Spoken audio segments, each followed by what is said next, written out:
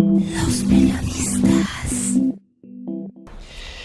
Pues esta vez, Manuel Antonio Díaz Cid, el tema de las relaciones Iglesia-Estado, un tema pues difícil, siempre escabroso, espinoso, que genera polémicas y a veces es como ponerle limón a la herida, ¿no? A las ámpulas que hay por ahí del pasado, de la historia, el caso mexicano, por supuesto, los cristeros, las visitas de los papas, el último papa que fue recibido ya como jefe de Estado, y el comportamiento del Estado mexicano con algunas decisiones como la ley de los matrimonios entre personas de el mismo sexo y la posibilidad de adoptar, genera una controversia con la Iglesia por cuestiones morales y éticas, y también al mismo tiempo el crecimiento de un clericalismo en nuestro país y en otros países donde la participación de los sacerdotes se manifiesta más en lo político que en lo moral. El tema también pasa por la ausencia en este momento de un delegado apostólico que no lo han nombrado para México, que no sabemos quién será.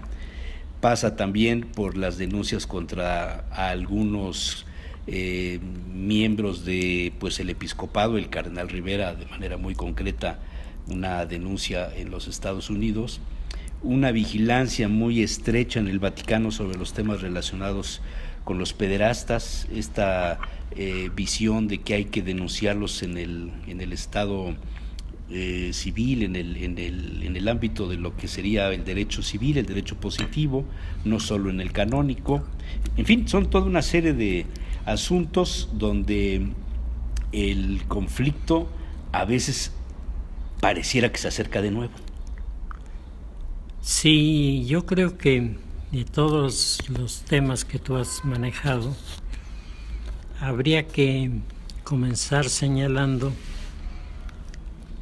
cómo y desde cuándo en México esta relación, esta vinculación entre Iglesia y Estado se ha vuelto punto menos que imposible. Porque si tú revisas la historia de los países sudamericanos, no en todos los lugares pasó lo mismo. Hubo países como Chile, por ejemplo, como Colombia, en donde las relaciones Iglesia-Estado después de la independencia tuvieron una normalidad que ayudó mucho para evitar una guerra civil que sí se dio en la mayoría de los otros estados que no participaron de estos entendimientos y arreglos más civilizados de parte de los chilenos y parte de los colombianos.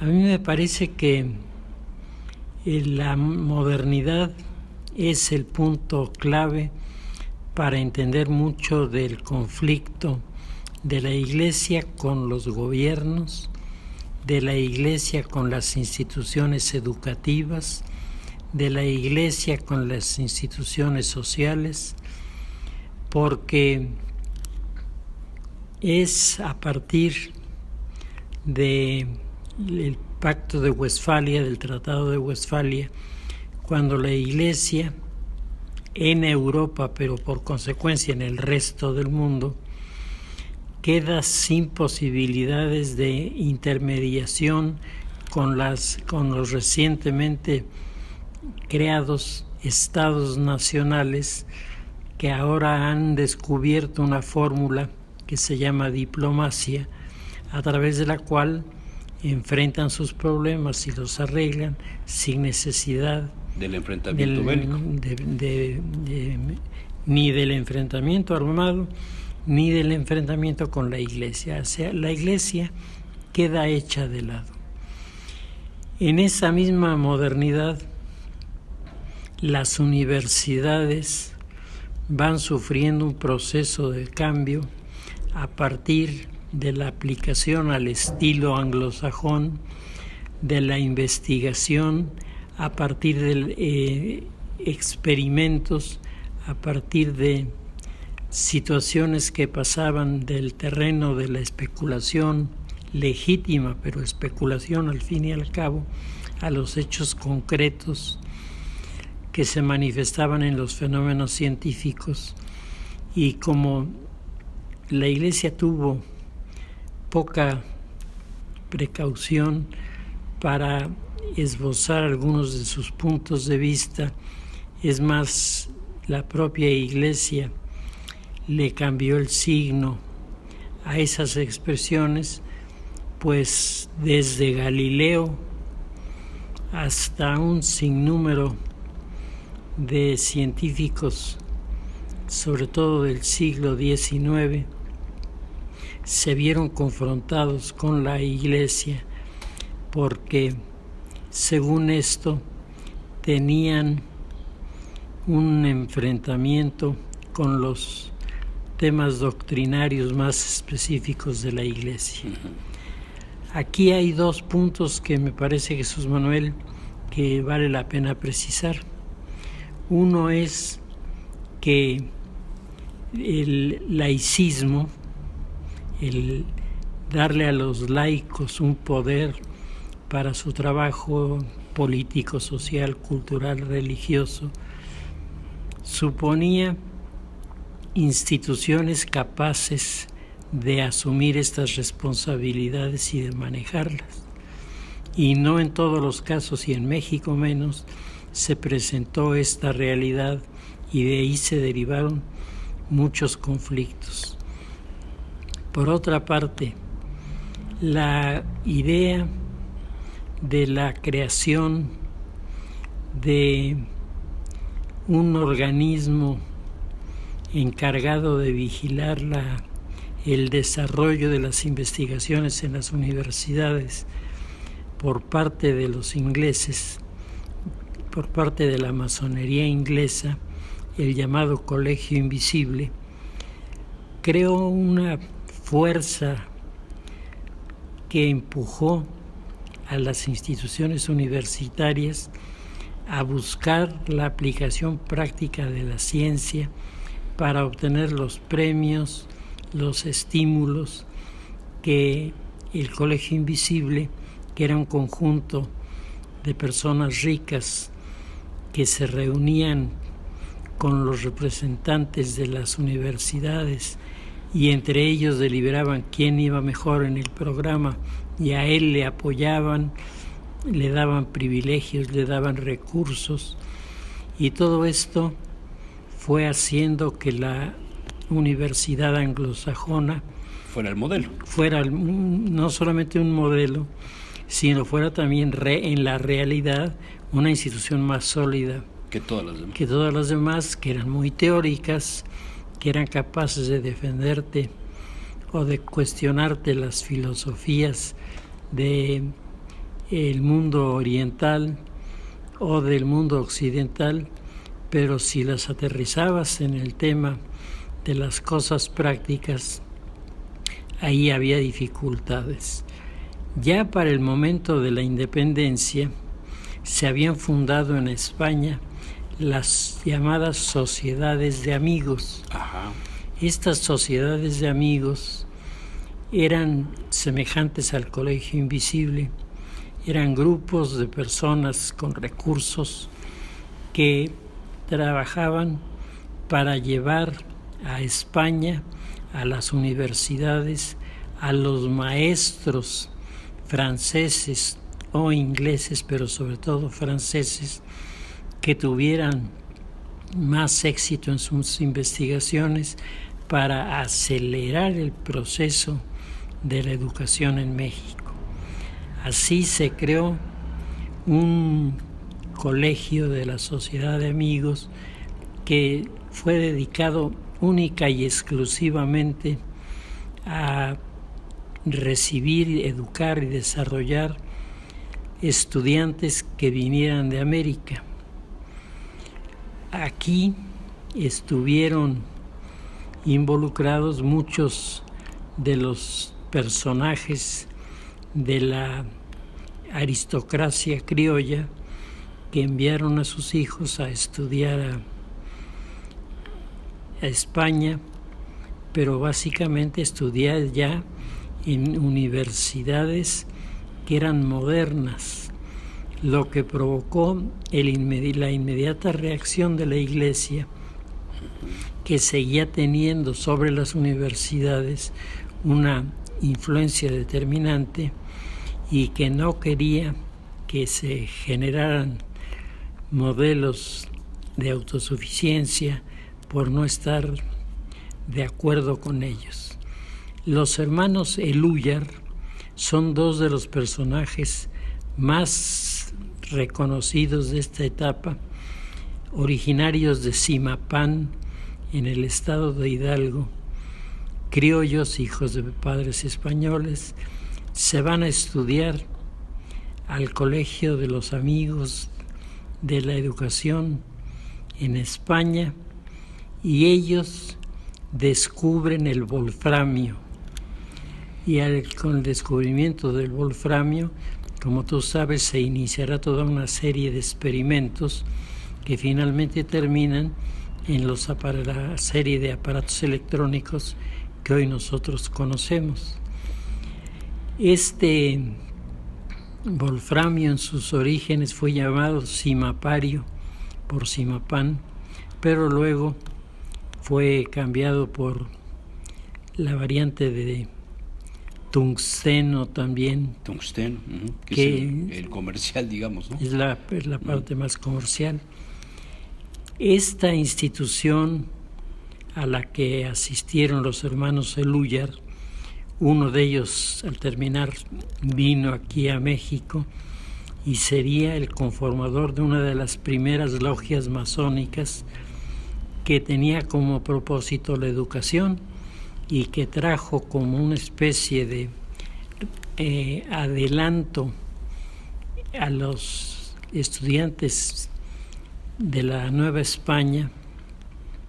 Les trajo todo el enfoque de la ciencia experimental que se estaba manejando en Europa, y al mismo tiempo les mostró los caminos de la investigación, teniendo un reconocimiento muy grande por su participación, y además acabó siendo líder de la primera logia masónica fundada en el país, y al mismo tiempo el gran promotor de las escuelas de investigación que fueron rompiendo su relación con la Iglesia, porque la Iglesia adoptó en la Nueva España una actitud que le hizo mucho daño. En lugar de hacer un diálogo y establecer cuáles eran las zonas propias de la Iglesia y cuáles las propias de la universidad, quisieron imponerle a la universidad condiciones. La universidad liberal no se dejó influenciar de esta manera, y el resultado entonces fue que las universidades más adelantadas en el país estaban fuera del diálogo con la Iglesia y el cristianismo. El Papa Benedicto XVI comentó que esta actitud de la Iglesia frente a la modernidad le impidió a la Iglesia estar al tanto de los avances y desarrollos que en el mundo de los católicos tradicionalistas se quedaban alejados, cuando no rechazados, por considerar que los investigadores, por el solo hecho de ser liberales, los frutos de su trabajo iban en contra de la Iglesia. O sea, digamos, el enfrentamiento más notable al margen de los conceptos religiosos como el de los cristeros, ¿se da por el tema educativo? Se da por el tema educativo. De hecho, es la raíz de los problemas educativos, porque la universidad, que como tú sabes en el siglo XIX fue abierta y cerrada en repetidas ocasiones, hasta que abrió la universidad, la lanzó a funcionar en plenitud del gobierno de Porfirio Díaz, que fue el que de una manera muy cuidadosa fue abriendo los espacios para que la Iglesia no protestara por cosas que sin esas maniobras seguramente la Iglesia hubiera protestado. La universidad de nuestro país llega tarde a muchas cosas, pero al mismo tiempo, por su propia ubicación geográfica, por el conjunto de conocimientos que se habían venido acumulando, se vuelve una universidad humanística, mucho más que una universidad tecnológica. Entonces se establece una especie de competencia entre unos y otros que tuvo su parte positiva, porque tú sabes que cuando hay dos fuerzas que compiten para mejorar, los resultados benefician a la comunidad. La independencia vino a marcar un segundo momento importante, porque se separa el país de España, se proclama la independencia de la Nueva España, y muchos de los eclesiásticos no estuvieron de acuerdo con esto, porque ellos eran parte de los llamados legalistas, los que estaban a favor de la sucesión monárquica y no de una república imaginaria que estaba surgiendo en aquel momento. Esta situación hará que los eclesiásticos aíslen a los que eran alumnos suyos en las escuelas, los aíslen de la influencia de orden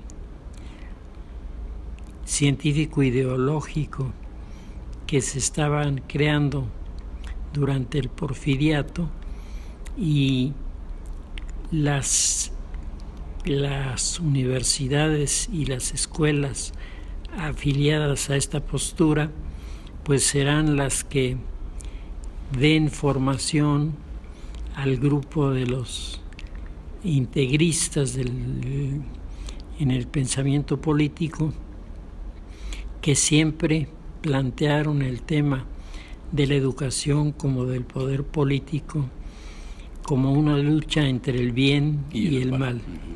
Y planteado así, pues evidentemente la Iglesia y sus aliados representaban el bien y los demás el mal.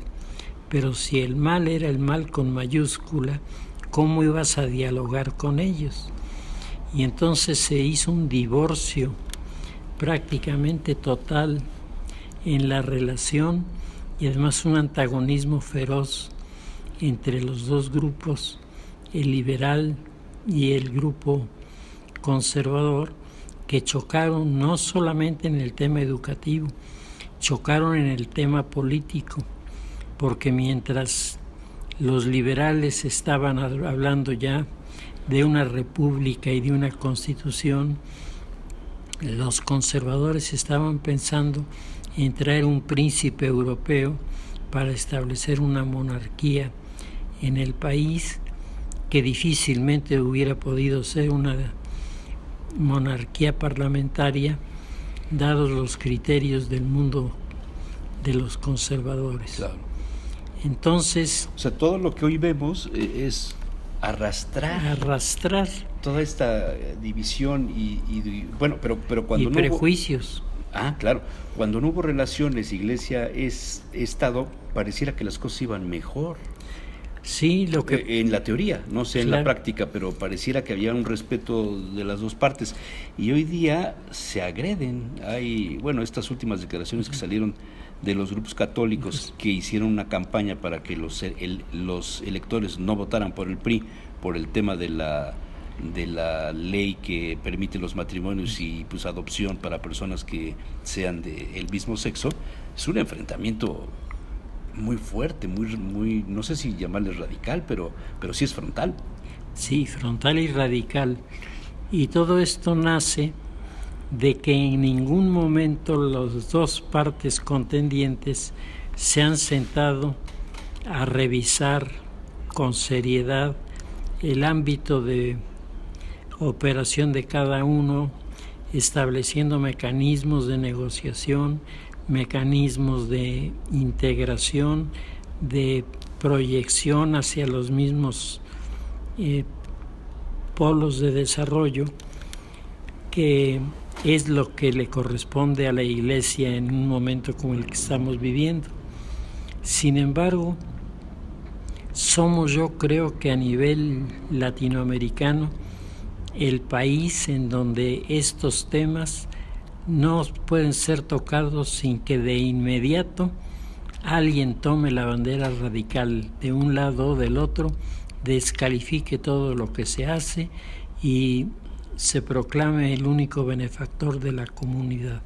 Esa frase bíblica de al César lo que es del César y a Dios lo que es de Dios, ¿tiene cabida, aplicación en el caso de las relaciones Estado-Iglesia en México? Ojalá lo tuviera, porque significaría que los partidarios del laicismo, que tienen razón en muchos de sus reclamos, entenderían que hay un terreno que es suyo, al César lo que es del César, y un terreno que le corresponde a la Iglesia, a Dios lo que es de Dios.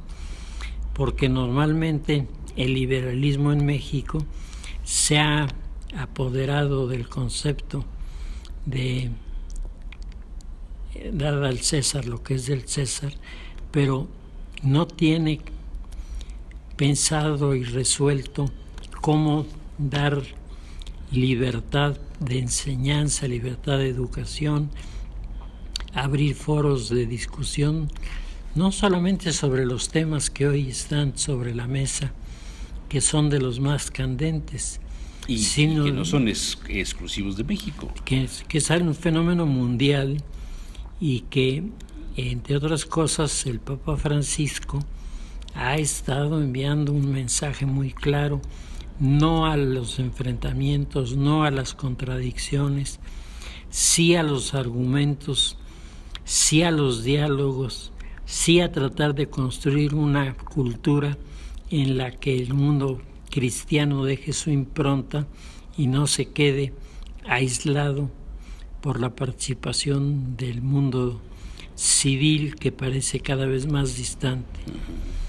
Sin embargo, en los últimos meses ha venido generando una especie de corriente político-religiosa que vuelve a enarbolar las banderas del laicismo radical, lo que provoca por reacción, el mundo católico es reaccionario en México, provoca por reacción que los más extremistas y radicales salgan al frente y entonces se polaricen los ánimos, y en lugar de tener un clima que para mejor educación abra expectativas a mayor número de estudiantes, pues las cosas se ponen confrontadas unos contra otros y no se llega a ninguna parte.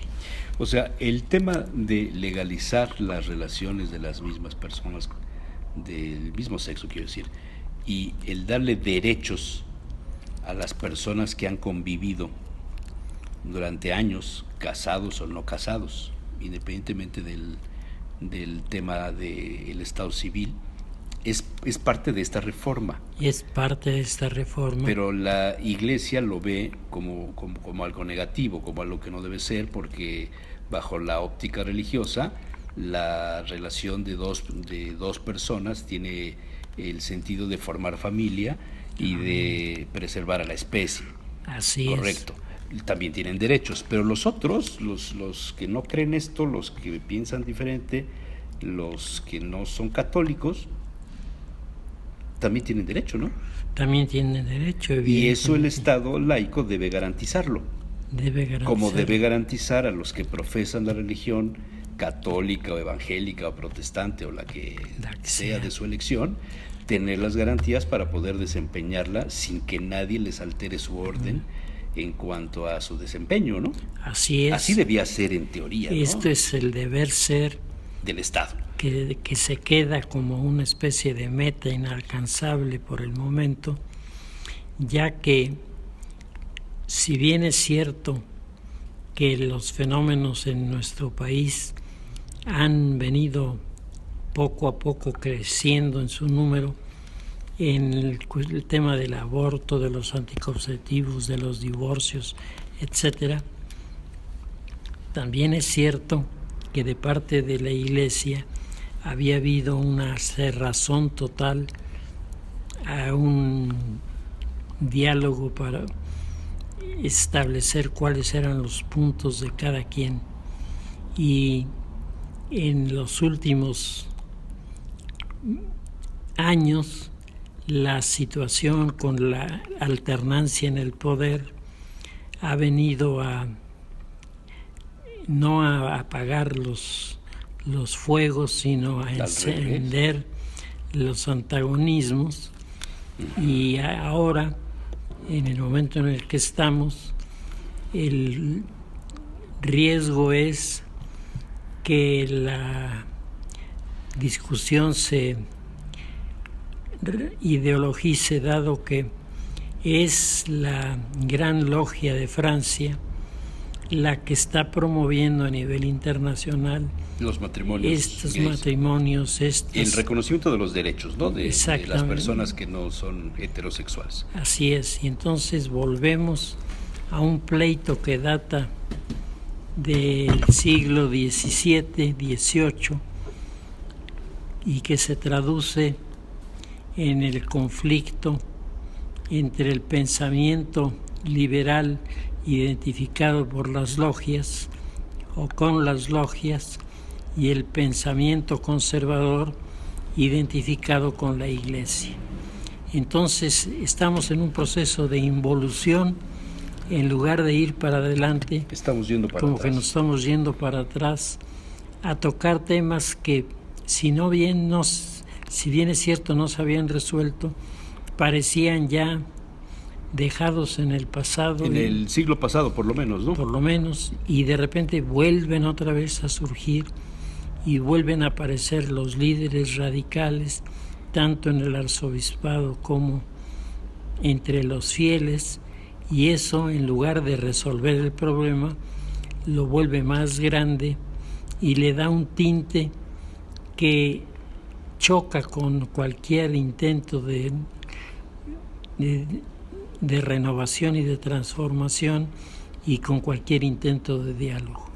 O sea, la situación se vuelve más conflictiva de lo que uno pudiera considerar. No es solamente el hecho de la ley, es el deterioro de las relaciones y el radicalismo adoptado por las partes. Así es, y cuando aquí además había la percepción de que el gobierno había creado las condiciones para un primer peldaño para el entendimiento, y luego el propio presidente cambia la jugada, pues esto aviva cada vez más a los grupos extremistas, que lo único que necesitan es un pretexto para agredirse. Es leña verde al fuego. Así es echarle gasolina al fuego. Vaya. Bueno, muy bien, Manuel. Será un tema para el 18. Será, en las campañas seguramente aparecerá este asunto, ¿no? Ya está apareciendo, va a crecer. Claro. Muy bien. Muchas gracias, Manuel.